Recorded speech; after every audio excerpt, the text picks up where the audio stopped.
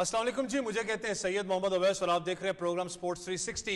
Pakistan versus New Zealand, आपको पता 3 T20 matches जो पहले हाफ के थे रावलपिंडी में खेले गए थे, जहां पर 1-1 से इस वक्त सीरीज बराबर है। पहले मैच की बात करूं तो अनफॉर्चुनेटली वॉश आउट हुआ था पहले ही ओवर के अंदर। अगर बात करें शहीनशाह अफरीदी आपको पुराने अंदाज में नजर आए, पहले ही अपना ओवर के अंदर उन्होंने खिलाड़ी को आउट किया, लेकिन अनफॉर्चुनेटली जैसे ही उन्होंने विकेट ली साथ ही इतनी तेज बारिश शुरू हुई कि मैच वापस ना हो पाया। लेकिन एक एक सीरीज इस वक्त बराबर। अगर पाकिस्तान की बात करूं, पाकिस्तान ने 178 रन बनाए थे, वेरस चैपमैन की बात करें 3 कैचेस ड्रॉप आउट हर्ट किया पाकिस्तान को। कल उन्होंने 87 रन बनाए और जीत जोन सी है वो न्यूजीलैंड के नाम रही। देखने वाली बात है कि पाकिस्तान टीम जो बाकी 2 T20 मैचेस लाहौर में खेले जाने हैं उसमें किस वापस आती है, किस परफॉर्मेंस के साथ। साथ साथ अगर बात करूं कॉम्बिनेशन की, वो क्या कॉम्बिनेशन इस वक्त पाकिस्तान टीम का बनता है। इसके अलावा अगर बात करें पाकिस्तान वुमेन्स टीम की, तो पाकिस्तान वुमेन्स टीम को वेस्ट इंडीज के हाथों दूसरे वनडे में भी शिकस्त हुई है। सीरीज अपने नाम वेस्ट इंडीज कर चुका है। अगर बात करें मैच की तो बड़ा क्लोज मैच किया यहां पर, 2 विकेट से अपने वेस्ट इंडीज ने अपने नाम ही सीरीज मैच किया था। निदा डार की अगर बात करूं, निदा डार 100 विकेट्स लेने में कामयाब हुई। बड़ा एक क्लोज कॉन्टेस्ट गया, लेकिन अनफॉर्चुनेटली जब हम बात करते हैं लिमिटेड ओवर्स की तो हमारी टीम बड़ा अच्छा परफॉर्म करती है। लेकिन जब लॉन्गर फॉर्मेट की बात करें, जरूर मैं अपने पैनल से पूछना चाहूंगा आखिर मुश्किलात क्या नजर आपको पाकिस्तान टीम में आई हैं।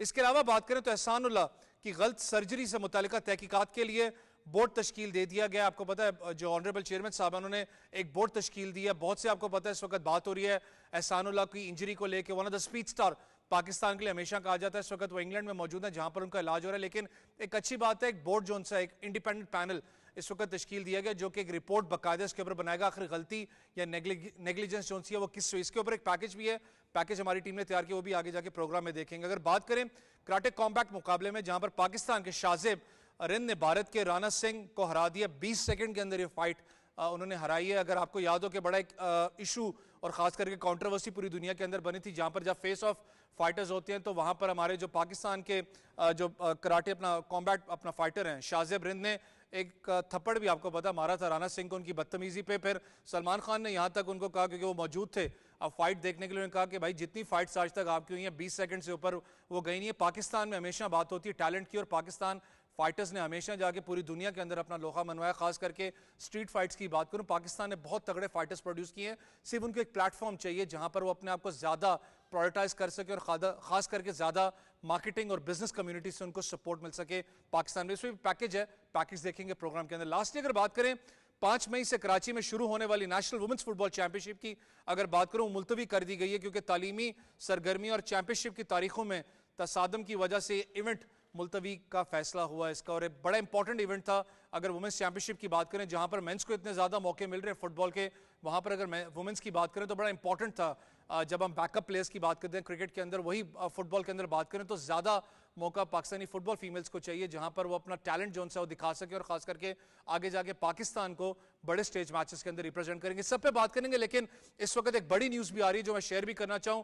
मोहम्मद रिजवान सीरीज से बाहर हो चुके हैं। कल आपको पता है इंजरी का शिकार भी होता है। आजम खान वैसी सीरीज से बाहर हो चुके हैं। देखने वाली बात है अब रिप्लेसमेंट आजम खान की तो हसीबुल्लाह थे, रिजवान की रिप्लेसमेंट अब क्या इसमें देखी जाती है। मैं दोनों गेस्ट इस वक्त ज्वाइन कर चुके हैं। पाकिस्तान की साबिक कप्तान सना मीर मुझे ज्वाइन करी है। अस्सलाम वालेकुम सना, बहुत शुक्रिया सना आपके टाइम का। इनके साथ साथ मुझे ज्वाइन करें सीनियर स्पोर्ट्स जर्नलिस्ट है न्यूज से इनका ताल्लुक है अब्दुल मोइज शाह साहब। अस्सलाम वालेकुम शाह जी। अस्सलाम वालेकुम जी, बहुत शुक्रिया शाह जी आपके टाइम का। सना, एक बुरी खबर मोहम्मद रिजवान की अगर बात करें तो कल थोड़ा सा उनको इंजरी का नजर भी आया, फील्ड पे आए नहीं तो उस्मान खान ने विकेट कीपिंग की लॉस है पाकिस्तान के लिए। बिल्कुल, आई थिंक ऑब्वियसली हम यही बात बार बार कर रहे थे। मैंने पहले भी बात की थी, जो काकूल का कैंप था उसकी टाइमिंग मुझे ज़रा ऑफ लगी है। वर्ल्ड कप से इतने करीब ऐसी फिटनेस करनी जिसको हमें पता है जो पाकिस्तान में सबसे ज़्यादा मुश्किल तरीन फिटनेस है, उस पर टीम को लेके जाना। बिल्कुल डिफरेंट मसल्स यूज़ होते हैं। बैक ऑफ PSL आप जा रहे थे, आगे आपकी सीरीज़ आई थी, वर्ल्ड कप करीब है, तो आई होप कि लंबी इंजरी ना हो। आई होप कि सीरीज़ तक ही हो। इसका आई थिंक दूसरी साइड अगर हम देखें तो हम बहुत सी बात कर रहे थे उस्मान खान को एक फुल चांस देने की। 2 मैच में उनको चांस मिला, उस तरह नहीं कर सके क्योंकि नंबर 4 पर खेले। तो शायद अब इस इंजरी के बाद उनको एक अपने नंबर पर बारी मिल सकती है 1 डाउन आके, और आप डिफरेंट ऑप्शंस को अब देख सकते हैं बैटिंग में। पर आई होप कि इंजरी लंबी ना हो क्योंकि अवेलेबिलिटी बड़ी ज़रूरी है। जो आपके टॉप प्लेयर्स हैं, आप फर्स्ट 11 में जो भी प्लेयर डालें, पर आपकी बेंच स्ट्रेंथ में अवेलेबिलिटी टॉप प्लेयर्स की होनी बड़ी जरूरी है। शाहजी, अगर मैं थोड़ा सा उस्मान खान पे तो आना चाहूंगा, लेकिन सना बहुत दिनों से ये चीज को हाईलाइट भी कर रही हैं।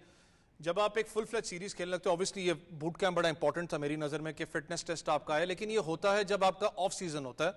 आपने उस सीजन में किया जो कि आपका फुल ऑफ एनर्जी सीजन है, कि जहां पर आपने बैक टू बैक मैचेस खेलने हैं, स्लो एंड स्टडी अब आपको नजर आ रहा है कि मसल ज्यादा लोड जो ले लेके ब्रेक डाउन कहीं हो रहे हैं? देखिए, ज़रूर एक मरहला bad news for Pakistan cricket के रिजवान बाहर हो गए, और साथ ही साथ इसको एक अपॉर्चुनिटी भी देखें। उन प्लेयर्स के लिए अपॉर्चुनिटी भी है, उन क्रिकेटर्स के लिए अपॉर्चुनिटी भी है जो कि पाकिस्तान की, जिस तरह उस्मान खान है विकेट कीपिंग करते हैं, असीबुल्ला है जिनको लाया गया है, तो उन लोगों के लिए अपॉर्चुनिटी है। एक सीनियर प्लेयर नहीं है, तो आप उसमें क्या पाकिस्तान के लिए कंट्रीब्यूट कर सकते हैं, पाकिस्तान टीम में किस तरह आप आते हैं और किस तरह आप परफॉर्म कर सकते हैं। ये साथ साथ आपने ये बात की कैंप की, तो कैंप ज़रूर ये सना सही बात कर रही है कि कैंप ऐसे टाइम लगा कि आगे आपका बहुत हेक्टिक शेड्यूल है, आपने सीरीज़ के ऊपर सीरीज़ खेलनी है, आपने बहुत ज़्यादा मैच खेलने हैं। अब आज़म खान, आपको पता है कि वो इतना ज़्यादा स्ट्रेस शायद और इतना ज़्यादा फिज़िकल एक्सरसाइज और इतनी ज़्यादा वो जिस तरह कैंप में उनको कराया गया, शायद उसके मुतामिल नहीं हो सके और उनको ज़रा ज़्यादा सीरियस इंजरी होगी, पहले ही पूरे इवेंट से बाहर हो गए, पूरी सीरीज से बाहर हो गए। थोड़ा शायद मैं समझता हूँ कि ज़्यादा अगर कोशिश की जाती तो लाइट एक्सरसाइजेज कराई जाती और इतना ज़्यादा स्ट्रेस ना कराया जाता तो ज़्यादा बेहतर होता। अब देखने वाली बात यह है कि होपफुली कोई और किसी प्लेयर को इस तरह की कोई प्रॉब्लम तो नहीं होती, खासकर आपके जो बॉलर्स हैं और बॉलिंग कम्बिनेशन आपके पास है वो बड़ा क्रूशल रोल आगे जाके क्रूशल रोल प्ले करेगा। और जो आपके जो अवेलेबल आपके पास बॉलर्स हैं, जिस तरह नसीम शाह हो गए, जिस तरह पहले ही उनके इंजरी का काफ़ी प्रॉब्लम रहा है आपको पता है, फिर शाहीन शाह अफरीदी को बड़ा प्रॉब्लम रहा है, क्या इनको तो कोई इतनी हार्ड और टफ ट्रेनिंग का कोई अल्टीमेट असर तो नहीं होगा, ये देखने वाली बात होगी।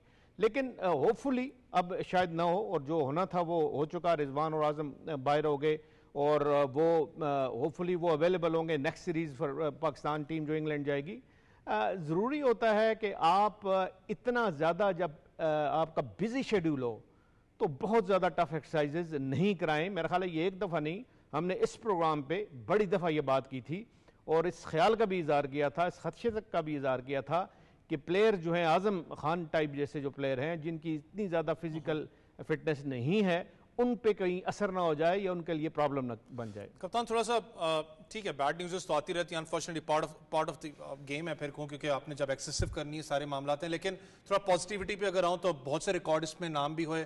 बाबर आजम की बात करें, Babar Azam one of the most as a captain इस वक्त रन स्कोरर बन चुके हैं। एरन फिंच का उन्होंने रिकॉर्ड तोड़ा है। आगे आने वाला फ्यूचर, जब भी एक मिनट भी अगर कैमरा पड़ता है तो पूरी दुनिया उनके बारे में बात करती है। बिल्कुल, देखिए टॉप क्लास प्लेयर हैं, जितनी भी तारीफ़ की जाए बाबर आजम की, उनकी कंसिस्टेंसी जिस तरह की रही है और जिस तरह उन्होंने अपनी गेम में इम्प्रूवमेंट लाई है, आई थिंक वो बड़ी अच्छी चीज़ है। अगर हम देखा जाए टाइम के साथ जब कोई प्लेयर क्रिटिसाइज़ होता है या उससे कप्तानी का प्रेशर डलता है या लिया जाता है तो काफ़ी उनको आप देखते हैं डिस्टर्ब हुआ। बाबर आजम की अच्छी चीज़ ये है कि वो बाहर की चीज़ों से बहुत ज़्यादा डिस्टर्ब नहीं होते, ज़्यादातर keep it he generally keeps it simple, जिसकी वजह से उनकी जो कंसिस्टेंसी है, अगर बैटिंग की बात की जाए तो वो बड़ी ज़बरदस्त है। टेक्निकली कप्तानी में क्या बेहतर हो सकता है क्या नहीं हो सकता वो एक अलग डिबेट है, बट जहाँ तक एज अ बैटर की बात है और कप्तानी ने उनको अफेक्ट नहीं किया बल्कि और ज़्यादा उनके अंदर से रन्स निकलवाए हैं और स्ट्राइक रेट उनका बड़ा इंप्रूव हुआ है पिछले कुछ अरसे के अंदर, तो आई थिंक ये बड़ा पॉजिटिव साइन है पाकिस्तान के लिए। शाहजी, थोड़ा सा अगर मैं बात करना जो पाकिस्तान कॉम्बिनेशन की, आपको पता है उस्मान खान के ऊपर तो बात हो रही है, लेकिन थोड़ा सा मैं आना चाहूँगा साइम अयूब पे। पहले ओपनिंग डिपार्टमेंट कल भी बड़ा ज़बरदस्त आपका रहा, ओपनिंग जिस तरीके से स्टार्ट हुई, लेकिन अनफॉर्चुनेटली उसको आप एक हद तक जो टोटल आपको चाहिए था, कल अजहर महमूद ने भी कहा 15-20 रन आप शॉर्ट थे, कल आपको गलती कहाँ पर नजर आई? देखिए, मेरे ख्याल में आजकल जो T20 क्रिकेट है ना जी, बहुत ज़्यादा एग्रेसिव हो गए। आप उसमें ये नहीं कह सकते कि आप 170 180 आप स्कोर करें और फिर कहें कि हम जीत जाएंगे। कैसी भी टीम हो, आप ये बी टीम को इसको कहें, आप ये सी टीम इसको कहें, ऐसे प्लेयर ज़रूर होते हैं कि जिनको, जिस तरह चैपमैन है, चैपमैन आपको पता है वो ए टीम भी थी तो उसमें भी चैपमैन ने आके 290 रन स्कोर किया था। यहाँ 4 मैच की सीरीज हुई थी, फेमस ग्राउंड है और यही ग्राउंड भी फेमस है और पाकिस्तान की अपोजिशन भी उनके सामने फेमस है, मतलब उनकी फेवरेट एक तरह से। तो आप ये कभी भी डिस्कार्ड नहीं कर सकते। आपको ये भी शायद पहले बात हुई कि हमें ज़रूर ये बी टीम या सी टीम है, लेकिन वो they will come hard on Pakistan team. वो इतना आसान ये नहीं है कि आप पाकिस्तान बड़ी इजीली इनसे सीरीज जीत जाएगा। यहाँ आप टोटली नया ट्रेंड शुरू हो गया है और इतना अग्रेसिव एटीट्यूड है बैट्समैन का कि वो समझते हैं कि 200 स्कोर अब कुछ नहीं है, और 200 से आपको ऊपर जाना चाहिए, खासकर जहां बैटिंग पिच है, पिच अच्छी है, कोई एक्स्ट्राऑर्डिनरी इसमें बाउंस नहीं है, कोई स्विंग ज्यादा नहीं है, जिस तरह कल की पिच थी, कल में कोई ऐसा खास चीज नहीं थी। तो पाकिस्तान को जरूर 200 स्कोर करना चाहिए था। अच्छा आगाज मिला, अराउंड 6.2 ओवर थे, मेरा ख्याल है 55 स्कोर था। वो एक आपको जब सैम आउट हुए तो एक अच्छा कुशन मिल गया था आपको। और फिर मिडिल ओवर्स में आप प्रॉब्लम पाकिस्तान का पिछले काफी अरसे से रहा है, और पाकिस्तान जो आगे वर्ल्ड कप का फाइनल पाकिस्तान आ रहा, एशिया कप का फाइनल पाकिस्तान आ रहा, वो सिर्फ थोड़ा सा जो वीकनेस पाकिस्तान की लग रही थी, मिडिल ओवर में पाकिस्तान वो स्कोर नहीं करता, वो टेम्पो स्लो कर देता है।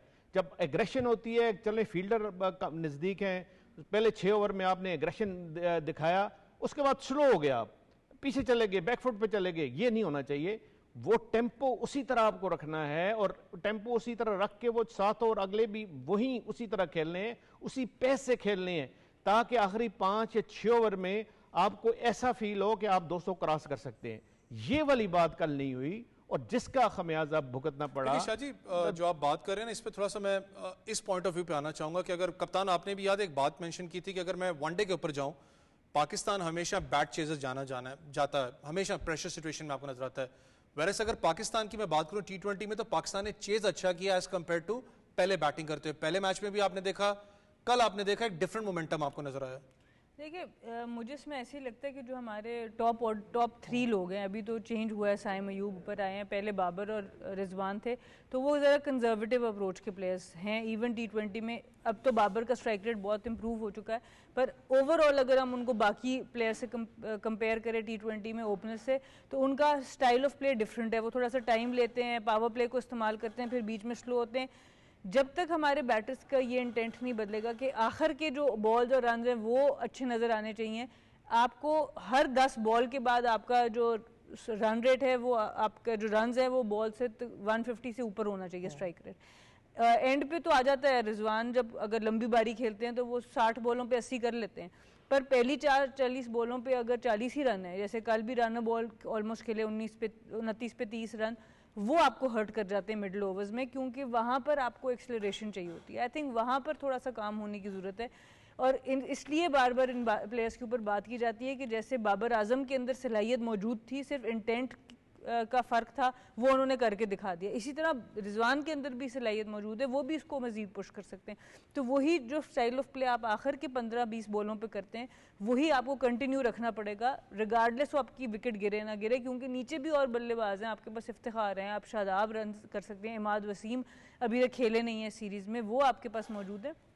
तो आपको इस तरह से अपने आप को लंबा नहीं लेके जाना कि मैं 20 ओवर खेलूँ। पाकिस्तान को हर 10-20 बॉलों में जितने रन्स चाहिए, पिच को रीड करना, उस पिच में कितने रन ज़रूरी हैं। पिंडी का पिच सबको पता है, 170 पे कुछ पिचेस हैं पिंडी की जो PSL में सेव हुआ है, वरना 200 तक जाना पड़ता है आपको पिंडी के ग्राउंड पर। 200 बोलता चेज हुआ है। हाँ जी, तो वहाँ पर आपको उस तरह की बल्लेबाजी करनी पड़ेगी। एक और चीज थी, कर एलिमेंट ऑफ कंप्लेसेंसी बहुत था। पाकिस्तान ने कहा कि 90 में आउट कर दिया पहले मैच में, तो शायद ये अराउंड 180 बहुत ज्यादा स्कोर है। वो कॉन्फिडेंस की बात जी, वो उन्होंने कहा जी बस ये ठीक है और इसमें मैच जीता जा सकता है। नहीं जीता जा सकता। देखें, आगे पाकिस्तान ने बड़ी टफ सीरीज खेलनी है, आगे पाकिस्तान ने वर्ल्ड कप खेलना है, तो एक बैक ऑफ द माइंड ये होना चाहिए कि 200 स्कोर, और ऐसी पिच पे जहां स्कोर हो सकता है, ये मैं नहीं कहता डिफिकल्ट पिच पे प्रॉब्लम होता है, ज़रा वो 150 भी काफी होता है, लेकिन ऐसी पिच पे जहां फ्लुएंसी से और अच्छा स्ट्रोक प्ले खेल सकते हैं, स्ट्रोक मेकिंग इजी होती है, वहां पे वो वाली पिच जो है उसमें बिल्कुल ये एक जहन में होना चाहिए कि 200 स्कोर वो भी कम है। आजकल 210 और 215 पे टीम्स चली गई हैं। आप फ्रेंचाइज में इर्द देखें, आप और जगह देखें, आप बड़े बड़े मैचेस में देखें और बड़ी टीम्स को खेलते हुए देखें, वो तो ऐसी पावर हिटिंग करती हैं कि वो ये 200 रन स्कोर नहीं लगता। हमने वर्ल्ड कप जीतना है, उसमें कुछ करके दिखाना है, तो उसमें हमें अपना जो खासकर जो अटैकिंग बैट्समैन है, टॉप के बैट्समैन है, फिर मिडिल ऑर्डर में आपके बैट्समैन है, और जो आखिर में जो आते हैं, मतलब वो जो है, उनको सबको ये रखना चाहिए ख्याल कि हमें ये 200 स्कोर करना ही करना है, एटलीस्ट 200। फिर पाकिस्तान की बॉलिंग का भी एक होता है, टेस्ट होता है कि पाकिस्तान की बॉलिंग इनको ये सेव कर सकती है, ये टारगेट नहीं बनाने देगी अपोनेंट्स को, ये ज्यादा और होता है। इसमें एक चीज़ मैं ज़रूर ऐड करना चाहूँगी कि देखें, हम कह रहे, बहुत से लोगों ने कहा जी बी टीम है, सी टीम है, ये है वो है, 7 विकेटों से वो लोग जीते हैं। 10 बॉलें अभी भी रहती थी, 10 बॉलें T20 में बहुत बड़ा मार्जिन होता है, और उनके पास सिर्फ इश सऊदी था जो उनका एक रेगुलर बॉलर्स में से आते हैं, बाकी उनकी 4 बॉलर्स रेगुलर 11 में नहीं खेलते। हमारे पास सारे तकरीबन रेगुलर बॉलर थे, शाहीन भी खेले, नसीम भी खेले, अबरार भी एक मिस्ट्री स्पिनर जिनको हम समझते हैं, शादाब भी खेले, इफ्तिखार भी खेले। तो ये चीज़ें हमें देखनी पड़ेंगी कि किस तरीके से हम कैसे समझते हैं कि हम जो है वो वर्ल्ड कप के लिए कितना तैयार हैं। आई थिंक ठीक है, अभी कोई पैनिक बटन दबाने की ज़रूरत नहीं है, पर काफ़ी चीज़ों पे काम होने की ज़रूरत है। कप्तान, जो आपने बॉलर्स की बात की, मैं बैटिंग पे तो आना चाहूँ, लेकिन आपने बॉलर की बात की है तो ये शायद आपके ज़हन में भी सवाल आया होगा, मैंने शाजी से ऐसे ही पूछा था, फिर भी शायद आपसे भी मैंने पूछा था, आमिर को ड्रॉप क्यों किया गया? एक मैच खेल के आपने उसको ड्रॉप किया, आपने उसको डायरेक्टली रेस्ट दे दिया। वैरस अगर जहन में होता, मैंने कहा शायद ये लोग चेंजेस करेंगे, शायद इमाद वसीम को इन लेके आएंगे, इब्रार को शायद बिठाएंगे। आमिर को ड्रॉप क्यों किया पहले मैच से? ये मुझे समझ तो नहीं आई इस बात की, लेकिन आप एग्री करती हैं डिसीजन से? देखिए, बात ये कि अगर रोटेशन पॉलिसी लानी है तो आप बहुत ज़्यादा नहीं चाहेंगे कि जिस वक्त डू एंड डाई सिचुएशन आ जाए आप उस वक्त बहुत ज़्यादा चेंजेस करें। शायद 1 अप थे, आपने सोचा होगा कि चलो पिंडी की पिच पे किसी और को भी देख लें, क्योंकि फ्लैट ट्रैक पे आमिर ने जिस तरह की बॉलिंग कर ली, वो इतना फ्लैट ट्रैक था नहीं, वो ज़रा बेहतर सीम हो रहा था वहाँ पर, लेकिन शायद इस वजह से सोचा हो कि चलो इस तरह की जो चैलेंजिंग कंडीशन है वहाँ पर भी देख लें। बट रोटेशन तो आपको करनी पड़ेगी और करनी चाहिए वर्ल्ड कप से पहले, क्योंकि आपके पास बॉलिंग में बहुत ज़्यादा मवाद पड़ा है। आपके इमाद वसीम अभी तक खेले नहीं है, जो हारिस रऊफ बाहर बैठे हैं, वो इंजरी से आते हैं वापस के नहीं, तो आई थिंक इतना को एक बंदे से इतना फ़र्क पड़ना नहीं चाहिए आपकी बॉलिंग में जितना कल पड़ा। शाहजी, मैं पाकिस्तान के बारे में बात तो करता रहूंगा, लेकिन एक इंपॉर्टेंट डेवलपमेंट है जहां पर एहसानुल्लाह की अगर बात करें, एहसानुल्लाह आपको पता है कि हर जगह उनके ऊपर हाईलाइट भी किया गया, फिर कहा गया कि उनको मिस हैंडल किया गया, लेकिन अच्छी बात एक मेडिकल पैनल जो उनसे तश्कील दिया गया एहसानुल्लाह की जो इंजरी थी उसकी नौयत के लिए आखिर उनको इशू क्या था, इस वक्त इंग्लैंड में मौजूद है। एक पैकेज देखते हैं, हमारी टीम ने तैयार किया एहसानुल्लाह पे, पैकेज देखते हैं, डिस्कशन कंटिन्यू करते हैं।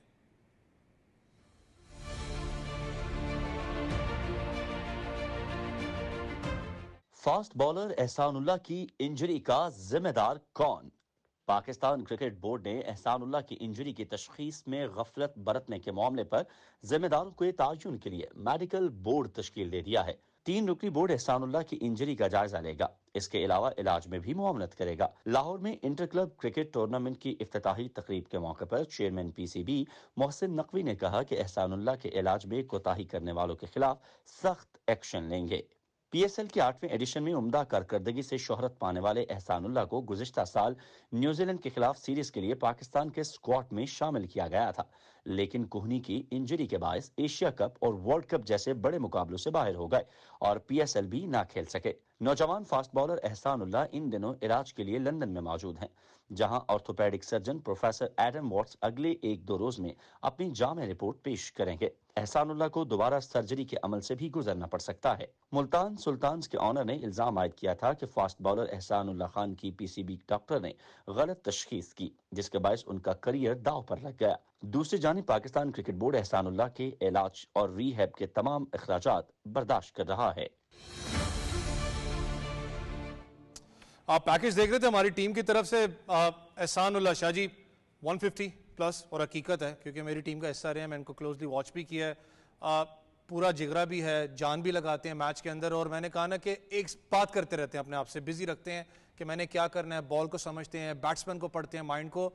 गलती कहाँ पर हुई क्रिकेट बोर्ड से? देखिए, मुझे तो मैं आपको थोड़ा सा एक किस्सा सुनाता हूँ। मुझे वही याद आता है, कोई 3-4 साल पहले की बात है। ये स्वात से आए थे और अपने वालिद के साथ, और यहाँ पे लाहौर कलंदर्स के ट्रायल हो रहे थे।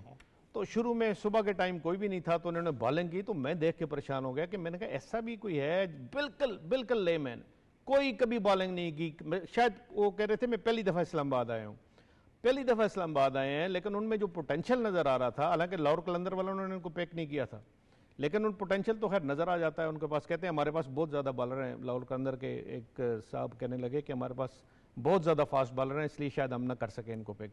लेकिन देखें, वही पता लग जाता है कि आपका बॉलर किस स्टैंडर्ड का है। जब आपने उनको देख लिया, या सब नज़रों में आ गए, और पाकिस्तान क्रिकेट बोर्ड ने भी देख लिया, तो फिर उनकी वहीं से रिहेबिलिटेशन, उनकी खासकर ऐसे इलाकों से जो बॉलर आते हैं उनकी फिजिकल फिटनेस पे कभी काम नहीं हुआ होता। उनको सबसे बड़ी उनको जो बात चाहिए होती है कि अच्छा ट्रेनर, क्वालिफाइड ट्रेनर उनकी फिजिकल फिटनेस पे पहले काम करे। जब फिटनेस पे आपको काम करेगा तो फिर उनकी इंजरी का प्रॉब्लम कम से कम होगा। शायद वो शुरू में भी कोई ऐसा काम ना हुआ उन पे, फिर जब इनको इंजरी हुई तो इंजरी का जो इलाज है वो सही तरीके से ना हुआ। जो आप डॉक्टर्स जिन्होंने इन पे इनका इलाज किया, एल्बो का क्या प्रॉब्लम था, किस उसमें उन्होंने बेंड की या उसको किस तरह हो गया, या उनके बॉलिंग एक्शन में कोई प्रॉब्लम है, ये सारी चीज़ें एक्सपर्ट का काम है। अगर टाइमली और शुरू में ये चीज़ें अच्छी हो जाएं, ठीक हो जाएं, तो फिर आगे कॉम्प्लिकेशन बढ़ती नहीं है। आई एम सॉरी, और कहने की बड़ा अजीब सा लगता है कि आपने शुरू से ही मिस हैंडल किया। एहसानुल्लाह के सारा जो ये इनकी ट्रीटमेंट थी उसको मिस हैंडल करके यहाँ तक नौबत आ गई, और अब तो उनका कैरियर बड़ा एक दाव पे लगा हुआ है। मुझे नहीं समझ आती, अल्लाह करे वो रिकवर कर जाएं, फुली रिकवर कर जाएं। बड़ा पोटेंशियल है पाकिस्तान के लिए, खासकर वनडे और टेस्ट मैच में। T20 में तो है ही है, लेकिन वनडे और टेस्ट मैच में अगर वो फिट हैं, अच्छी फॉर्म में है, अच्छा वो सब कुछ उनकी रिकवरी हो जाती है, तो पाकिस्तान के लिए बड़ा अरसा वो खेल सकते हैं और पाकिस्तान की टीम को बड़े मैच जितवा सकते हैं। इतना पोटेंशियल है उनमें। कप्तान ने तो आपको पता, चेयरमैन साहब ने भी कहा है कि बड़ा सख्त अपना जो उन्होंने बल्कि जुमलों में कहा, उन्होंने कहा जो इसका केस जिन्होंने ख़राब किया उसके खिलाफ अपना कार्रवाई भी होगी। आपको पता है इस वक्त 3 या 4 रुकनी जो बेंच जो तश्कील दिया, और जो बात की शाजी ने, इस पर आप भी कमेंट कीजिएगा। मैंने टाइम गुजारा उसके साथ, लिटरली वो 4 डे क्रिकेट का बहुत लीथल फास्ट बॉलर है। मैंने कहा ना, लंबी रेस का घोड़ा है, उसको जितना भगाओगे भागेगा, लेकिन उसको हैंडल बड़ा तरीके से आपको करना है। देखिए, आपके सामने एक नसीम शाह की एक मिसाल मौजूद है। उनका शोल्डर इंजरी हुई, वो इंग्लैंड गए डायरेक्टली एक ही डॉक्टर के पास, डॉक्टर जफ़र, डॉक्टर जावेद की मैं जितनी हम तारीफ़ करें कम है। जितना वो पाकिस्तानी एथलीट्स के लिए काम कर रहे हैं, क्रिकेटर्स के लिए यहाँ पर, उनके पास डायरेक्टली गए। बाकी जो उनकी अपनी चीज़ें उन्होंने देखी वहाँ पर, शायद डिफरेंट डॉक्टर्स को भी वहाँ पर दिखाया, सर्जरी हुई, अच्छी जगह से हुई, वापस आए, आपके सामने वो मौजूद हैं। पूरा PSL खेलें का ये मैचेस भी खेल रहे हैं, बिल्कुल फिट नज़र आ रहे हैं। अनफॉर्चुनेटली हमारा डायग्नोसिस जो है पाकिस्तान के अंदर, नेशनल क्रिकेट एकेडमी वाला, वो हमेशा से वीक रहा है। इसमें कुछ जगह पर बहुत ज़्यादा केसेस ख़राब भी हुए हैं और अकाउंटेबिलिटी बहुत कम सुनी। हम यही सुनते हैं, चलो एक जो मैनेजमेंट आती है उसके अंदर कोई बाहर हो जाता है, तो अगली मैनेजमेंट आती है, वही लोग वापस आ जाते हैं। तो ये जब तक हमारी प्रोसेसेस ठीक नहीं होंगे, और मेडिकल प्रैक्टिसेस वैसे भी पाकिस्तान में, बाकी अगर दुनिया में देखा जाए तो टेक्नोलॉजी आपकी पीछे है, पर यहाँ पर जब आप एलीट एथलीट्स के साथ काम कर रहे हैं तो यहाँ पे कोई कॉम्प्रोमाइज़ नहीं होता, क्योंकि एक गलती जो है वो पूरा करियर तबाह कर सकती है। और आई होप कि एहसान के केस में ऐसा ना हो, और आई होप कि अब जो वो जा रहे हैं, बाहर चले गए हैं, तो एक अच्छी तरीके से उनको हैंडल किया जाए। बट डेफिनेटली आपके सिस्टम्स बेहतर होने चाहिए, और जो गलत डायग्नोज जब बार बार अगर कोई 1 या 2 लोगों की तरफ से हो रहा है, तो फिर एक चैप्टर क्लोज होना चाहिए और नए लोगों को सामने आना चाहिए। लेकिन एक अच्छी बात जो कप्तान ने भी कहा कि मुझे एटलीस्ट अच्छा लगा कि पाकिस्तान क्रिकेट बोर्ड के चेयरमैन साहब जो उनसे, उन्होंने एक बड़ा मेजर स्टेप है यहाँ पर, एटलीस्ट जो भी इशू हुआ एहसानुल्लाह की इंजरी को लेके, जो भी जहाँ पर अपना गलत उनको ट्रीट किया गया, उनको लिटरली सामने लाना चाहिए। और आई होप सो जो वहाँ से रिपोर्ट आनी है यूके से, वो अच्छी हो एहसानुल्लाह की, क्योंकि यंग फास्ट बॉलर हैं, और जैसे कप्तान ने कहा ना कि आगे पूरा कैरियर दाव पे लगा होता है, और सेकेंडली लिटरली बहुत सी जिंदगियां मैं कहता हूँ उन पे वापस था उस कैरियर के ऊपर। अल्लाह करे कि अल्लाह की ज़ात उनको शिफा दे, और पाकिस्तान के लिए वापस मुझे वो नजर आए, वापस 150 पेस वाला एहसानुल्लाह हमें नजर आए। मूव ऑन करते हैं जिस वक्त एक और टॉपिक आपको पता है, जहाँ पर पाकिस्तान वुमेंस टीम की बात करूं, वेस्ट इंडीज के खिलाफ जो मैच दूसरा खेला गया था, अनफॉर्चुनेटली हमारी जो फीमेल क्रिकेट टीम है वो सीरीज हार चुकी है, लेकिन एक बहुत रिकॉर्ड एक अच्छा बना। निदा डार की बात करूं, 100 विकेट्स लेने वाली दूसरी पाकिस्तानी फीमेल बन चुकी है। पहली फीमेल मेरे साथ मौजूद है सना मीर इस वक्त, जिन्होंने 150 प्लस अपना विकेट्स ले चुकी है पाकिस्तान के लिए। लेकिन कप्तान, अगर मैं थोड़ा सा वेस्ट इंडीज और पाकिस्तान फीमेल टीम की बात करूं, एक अच्छा मैच एंड तक गया, क्रंच सिचुएशन भी आई, लगा कि पाकिस्तान वुमेन्स टीम लगभग मैच जीत जाएंगी, लेकिन मसला वो मुझे आज भी स्टिल नजर आता है पाकिस्तान बैटिंग ऑर्डर के अंदर कि आपके पास लंबी इनिंग्स खेलने वाला प्लेयर मौजूद नहीं है।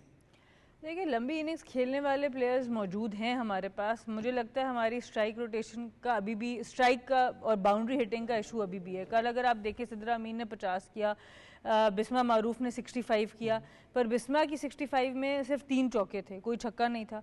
उसके बरक्स जब चेस करने हैं स्टेफानी टेलर, उन्होंने सिर्फ 90 बॉल्स ली जिसमें 73 रन की और 9 चौके लगाए, तो बाउंड्री डिफरेंस आता है, उससे फ़ायदा ही होता है। डॉट बॉल्स आपकी जैसी भी हों, पहले मैच में भी अगर आप देखें तो वेस्ट इंडीज़ की डॉट बॉल्स बहुत ज़्यादा थी जो वो मैच वो जीते, पर उनकी जो कन्वर्जन था बाउंड्रीज़ का वो बहुत ज़्यादा था। पाकिस्तान डॉट बॉल्स तो खेल रहा है पर उसकी बाउंड्री कन्वर्जन नहीं हो रही। उसकी बहुत बड़ी रीज़न कल निदा, आलिया, फातिमा सना जो 3 आपके बाउंड्री हिटर्स हैं वो तीनों जल्दी आउट हो गए। सिद्रा अमीन और बिस्मा मारूफ ज़्यादातर लंबी इनिंग्स खेलते हैं। सिद्रा ने कल लंबा भी तेज़ भी खेला, अच्छा भी ऊपर से स्टार्ट बहुत अच्छा दिया था। बिस्मा को थोड़ा टाइम लगा स्टार्ट लेने में, बट बाद की जो कन्वर्जन थी, जब टाइम आया कन्वर्जन का थोड़ा सा भी एक्सीलरेट हुआ ही था तो बहुत अच्छा कैच मैथ्यूज़ ने उनका ले लिया। तो ये जो एक इशू है कि आपकी जो कन्वर्जन है बाउंड्री की उसके ऊपर काम करने की ज़रूरत है। बाकी ऑब्वियसली आपको सपोर्ट नीचे चाहिए होती है। स्टार्ट अच्छा मिल गया था पाकिस्तान को, कल फिनिश नहीं कर सके। मेरे ख्याल से इस पिच के ऊपर पाकिस्तान कल भी 25-30 रन शॉर्ट था। जिस तरह की वेस्ट इंडीज़ की टीम है, मैथ्यूज़ कल भी 44 के अराउंड आउट हो गई, अदरवाइज़ वो खड़ी रहती ये यहाँ से 6-7 ओवर पहले स्कोर ख़त्म हो जाना था।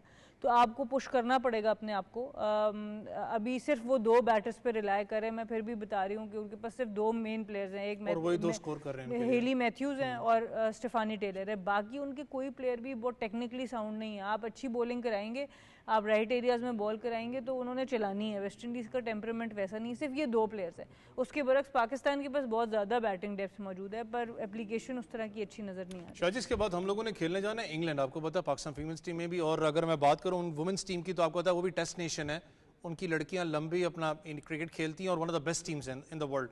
प्रैक्टिस बहुत अच्छी है, लेकिन पाकिस्तान टीम में फिर जो कप्तान भी बात कर रही है ना कि आपके पास एक बाउंड्री फिनिश करने वाला, जो एक डॉट बॉल वाला जो खत्म करके आप फिर ज्यादा एग्रेसिव अप्रोच पे जाते हो, वो एक फैक्टर आपके पास मिसिंग है। देखिए मेरा ख्याल है सबसे बड़ा प्रॉब्लम पाकिस्तान वुमेन क्रिकेट का है कि वनडे में 50 ओवर्स नहीं खेलते।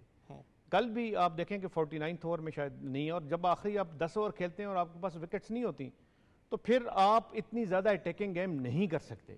यही प्रॉब्लम है पाकिस्तान लेडीज़ का कि वो वनडे क्रिकेट में जब आते हैं तो 50 ओवर खेलने के चक्कर में इतनी विकेट्स वो लूज कर देते हैं कि आखिरी 10 ओवर में जो अटैक करती है बैटिंग साइड जो है वो अटैक ये नहीं करते, जिससे जो 260 या 270 स्कोर होना होता है वो 225 के अराउंड खत्म हो जाता है। एग्जैक्टली कल भी इनके पास ये होगा। अगर ज़्यादा इन्होंने स्कोर कर देना था, अराउंड 50 एंड अबव कर देना था तो फिर मुश्किल हो जाती। और दूसरा देखें, अब पाकिस्तान के लिए बड़ा प्रॉब्लम है। पाकिस्तान ने आज तक, पाकिस्तान वुमेन क्रिकेट की बात कर रहा हूँ, आज तक डायरेक्टली क्वालिफाई नहीं किया वनडे वर्ल्ड कप के लिए। और ये मुझे चांसेस यही लग रहे हैं कि मुझे ये शक आ रहा है, डाउट हो रहा है कि शायद इस दफ़ा भी उनको क्वालिफाइंग राउंड खेलना पड़े, क्योंकि आपके 16 तकरीबन पॉइंट्स हैं। वेस्ट इंडीज़ जो है वो 12 कर गया है। वेस्ट इंडीज़ की अभी सीरीज़ काफ़ी पड़ी हैं, 3 एक सीरीज़ पड़ी हैं। आपकी सिर्फ एक सीरीज़ इसके बाद है, आपने इंग्लैंड जाके खेलना है और इंग्लैंड में खेलना और इंग्लैंड में खेल के इंग्लैंड को हराना बड़ा मुश्किल है। तो इसलिए आपने तकरीबन हालात वही लग रहे हैं कि अराउंड 16 ही आपके पॉइंट्स रहने हैं।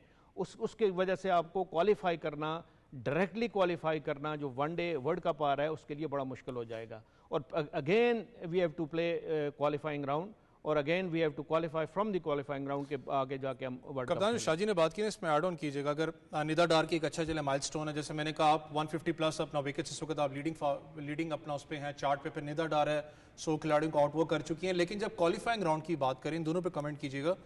क्वालिफायर्स भी आसान नहीं होते अभी, बल्कि आप खुद भी अभी क्वालिफायर्स के अंदर जा रही हैं। वहाँ पर श्रीलंका जैसी टीम मौजूद है, स्कॉटलैंड है, आपने थाईलैंड की बात की तो वो भी आसान नहीं है। यूएई टीम ने बड़ा अच्छा टाइम दिया है। तो अगर पाकिस्तान को भी क्वालिफायर्स खेलना पड़ता है तो आपको मेहनत करनी पड़ेगी, आसान नहीं होगा क्वालिफाई के लिए। बिल्कुल, आई थिंक ये चैंपियनशिप बेसिकली बड़ी टीम्स और छोटी टीम्स को करीब लाने के लिए है। क्वालिफिकेशन टॉप 6 टीम्स ही करेंगी, उसमें पाकिस्तान का आना, उसको बहुत अच्छी क्रिकेट इस दफ़ा चांस अच्छा था क्योंकि आपने न्यूजीलैंड को भी हराई सीरीज़ और आपने साउथ अफ्रीका को भी हराई। तो ये जो पॉइंट्स अब आपके हर्ट हो रहे हैं ये बड़े नुकसानदेह, और इसमें खाली प्लेयर्स का कसूर नहीं है। न्यूजीलैंड सीरीज़ से लेके अब तक वेस्ट इंडीज़ सीरीज़ से पहले कोई प्रैक्टिस मैच भी 50 ओवर का नहीं खेला लड़कियों ने। आप सीरीज़ तो छोड़ दीजिए कि हम चैम्पियनशिप के अलावा कोई अपनी सीरीज़ अरेंज कर लेते, हमने ना डोमेस्टिक 50 ओवर खेला ना कोई प्रैक्टिस मैच खेला। 2 मैच रखे थे कैंप के अंदर ईद से पहले, जिसमें वो एक्सीडेंट हुआ तो वो मैचेस भी पूरे 50 ओवर नहीं हो सके, उनको मैच सिनेरियो में कन्वर्ट कर लिया। ये रीज़न है कि लड़कियां कॉन्फिडेंट ही नहीं है 50 ओवर खेलने के लिए। तो जब 6-6 महीने का 5-5 महीने का गैप आएगा from one day to the next one day, तो आपके अंदर वो फ्लो नहीं होगा आपकी बैटिंग के अंदर। तो यहाँ पर जो ऑर्गेनाइजर्स हैं उनको भी ज़रा टेक्निकली सोचना चाहिए कि आपके इतनी इंपॉर्टेंट चैम्पियनशिप पॉइंट्स थे जिसमें आपने डायरेक्ट क्वालिफिकेशन की तरफ जाना था, आपने कोई प्रैक्टिस ही नहीं कराई लड़कियों को। ठीक है, बीच में रमज़ान आ गया था, बहुत सी चीज़ें हो गई थी, बट फिर भी आपको अपने कैलेंडर को उस तरीके से प्लान करना। तो वो प्लानिंग यहाँ पर मौजूद नहीं है। तो खाली प्लेयर्स को भी आप इसमें ज़िम्मेदार नहीं कर सकते। इसमें आपको जो तैयारी का सिलसिला है, जो प्लानिंग है, उसको बहुत बेहतर होने की। निदा डार की जो आपसे मैं बात निदा कर रहा डार था, आई थिंक बहुत आपको पता है जिस तरह की उनका करियर रहा है, अप्स एंड डाउन्स रहे हैं, टीम से बाहर भी रही हैं, तो बहुत ज़्यादा मुबारकबाद उनको। जिस तरह तरीके से उन्होंने परफॉर्म किया है, एक जेन्युइन ऑलराउंडर है पाकिस्तान के पास और बहुत ज़बरदस्त माइलस्टोन है। 100 विकेट्स वनडे में लेना कोई आसान बात नहीं है। और साथ ही साथ नशरा भी बड़ी करीब है, आई थिंक वो भी बड़ा ज़बरदस्त हमारे पास बॉलर है। पर बहुत ज़्यादा मुबारकबाद निदा को और आई होप कि इसी तरह वो मजीद पाकिस्तान का नाम रोशन करते हैं। शाह जी थोड़ा सा निदा डार की अगर बात करूं, फातिमा सना, निदा डार की बात करूं, फातिमा सना आने वाला फ्यूचर है, निदा डार इस वक्त प्रेजेंट भी हैं, बहुत अप्स एंड डाउन्स देखिए, जैसे कप्तान भी बात करी, मुझे सबसे अच्छी बात लगी कि एटलीस्ट यार अपने टेन्योर के अंदर मैं बार बार इस चीज़ पर जोर देता हूँ, कप्तान शायद बेहतर समझा सकें कि पाकिस्तान की जो फीमेल टीम्स हैं वो बाहर जाके जो लीग क्रिकेट है वो क्यों नहीं खेलती। निदा डार एक वन है, उन्होंने जाके बिग बैश खेली। फातिमा सना आपको पता है न्यूजीलैंड के अंदर उनको वो बड़ा एक एज है कि उसका जो एक्सपीरियंस है वो कैरी कर रही हैं। देखिए सबसे इंपॉर्टेंट चीज़ है कि आप अपनी लीग शुरू करें। और वुमेन लीग जब तक एक रेगुलरली पाकिस्तान में नहीं होगी तो पाकिस्तान की प्लेयर्स की फिर वैल्यू इतनी नहीं होती। और वैल्यू करने के लिए बाहर से आपको जो टॉप क्लास के वुमेन क्रिकेटर्स हैं उनको बुलाना पड़ेगा, अपने साथ अपनी लेडीज़ के साथ वुमेन के साथ खिलाना पड़ेगा, ताकि एक तो स्टैंडर्ड इंप्रूव होता है और फिर वो आपका जो यहाँ पे टैलेंट है वो इंट्रोड्यूस होता है वर्ल्ड के लिए। मतलब ऐसा टैलेंट भी शायद हो शायद वर्ल्ड क्रिकेट ने ना देखा हो।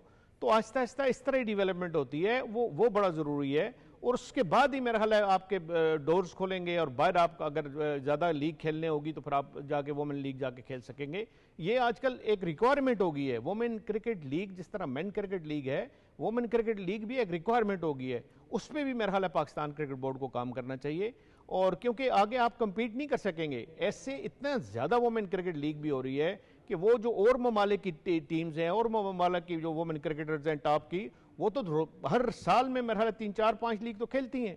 तो अगर उनके स्टैंडर्ड को साथ साथ इंप्रूव वो लीग करती है तो आपके प्लेयर्स फिर पीछे रह जाएंगे। फिर इस तरह ही आप क्वालिफाइंग राउंड खेलेंगे और वक्त ऐसा भी आएगा चाहे T20 में भी आपको क्वालिफाइंग राउंड खेलना पड़े, तो वो प्रॉब्लम होती है। उसके लिए बहुत ज़रूरी है कि वुमेन डेवलपमेंट, क्रिकेट डेवलपमेंट पे आपको काम करना है, उसके लिए लीग शुरू करनी है। उसके लिए जिस तरह सना ने कहा कि मैचेस कम मिल रहे हैं, एक्सपोजर कम मिल रहा है, उस एक्सपोजर को ज़्यादा करना है। और दूसरा उनके फाइनेंशियल जो उनकी वुमेन क्रिकेटर का इस वक्त जो सिचुएशन है उनको ज़्यादा इंप्रूव करने की ज़रूरत है। वो जो मेन क्रिकेटर को आप कॉन्ट्रैक्ट्स देते हैं, उनको जो सारी पर्क्स एंड प्रिविलेजेस देते हैं, उसका कुछ हद तक आपको वुमेन क्रिकेटर के लिए भी इंप्रूव करना पड़ेगा। अनफॉर्चुनेटली टाइम बड़ा शॉर्ट है, लेकिन सना, शाह जी आप दोनों का बहुत शुक्रिया। लेकिन इसमें एक और ऐड करना चाहूंगा कि जितने ज्यादा मैचेस पाकिस्तान वुमेन्स टीम खेलेगी उतने ज्यादा मौके मिलेंगे। अगर बात करें इस वक्त कराटे कॉम्बैट मुकाबले की, जहां पर पाकिस्तान के शाहजेब रिंद ने इंडिया के राणा सिंह को 20 सेकंड्स में शिकस्त दी, और मैं जैसे कह रहा था कि बड़ा एक हीटेड अप ही आपको पता है फाइट थी। हमारी टीम ने एक पैकेज तैयार किया है, पैकेज देखें और मुझे मेरी टीम को कल तक इजाजत दें। अल्लाह हाफिज।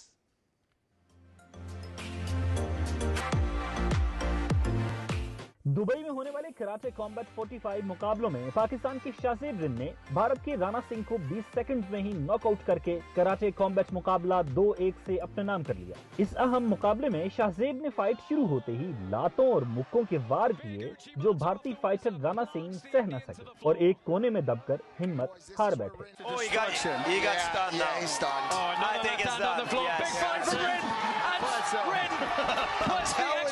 कराटे कॉम्बैट मुकाबलों में भारतीय हरीफ राणा सिंह को शिकस्त देने के बाद शाहजेब रिंद और भारतीय फिल्म स्टार सलमान खान की मुलाकात हुई, जिसकी वीडियो सोशल मीडिया पर वायरल हो गई। वायरल होने वाली वीडियो में देखा जा सकता है कि सलमान खान शाहजेब रिंद से नेक ख्वाहिशात का इजहार कर रहे हैं और उन्हें भारत के खिलाफ जीत पर मुबारकबाद दे रहे हैं। शाहजेब रिंद का कहना था कि वो सलमान खान को बचपन से देखते आ रहे हैं, उनके सामने रिवायती हरीफ से मुकाबला करना एजाज की बात थी। इससे कबल पहली फाइट में पाकिस्तान के रिजवान अली ने पवन गुप्ता को नॉकआउट किया था। दूसरी फाइट में पाकिस्तान के फैजान खान भारत के हिमांशु कौशिक से शिकस्त खा गए थे।